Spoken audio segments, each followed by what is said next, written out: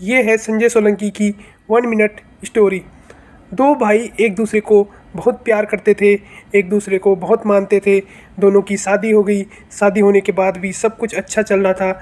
दोनों एक दूसरे को बहुत प्रेम करते थे।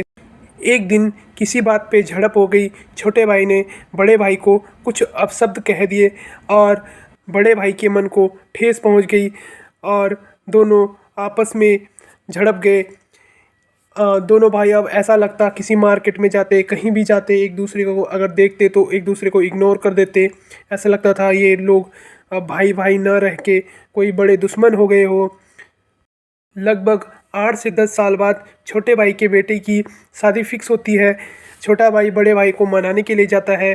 बड़े भाई से कहता है आपको ही सभी कुछ देखना है और बड़े भाई से माफ़ी मांगता है, लेकिन बड़ा भाई इग्नोर कर लेता है।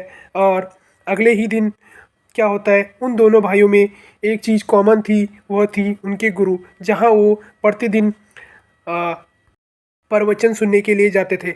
आज जो छोटा भाई था उदास लग रहा था, तो जो स्वामी थे वहाँ पे, जो साधु जी थे, उन्होंने पूछा कि आज आप उदास क्यों हो। उन्होंने सारी बातें बताई कि मैं अपने भाई को मनाने गया, मेरे बेटे की शादी है, लेकिन वो मना कर रहे हैं, आ नहीं रहे हैं और पुरानी बातों को भूल नहीं रहे हैं। अगले दिन बड़ा भाई स्वामी जी के पास प्रवचन के लिए जाता है। तो स्वामी जी पूछते हैं तुम्हारे भाई की शादी है, तुम शादी में जाओगे नहीं। बड़ा भाई पिछले 10 साल की एक एक बात स्वामी जी को बताता है।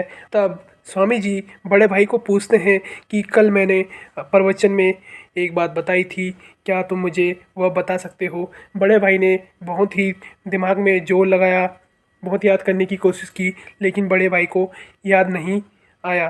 तो स्वामी जी कहते हैं जो अच्छी बातें होती हैं हमारी, वो हम भूल जाते हैं, जैसे कि कल ही बताया और भूल गए, लेकिन पिछले 10 साल की तुम्हें एक एक बात याद है।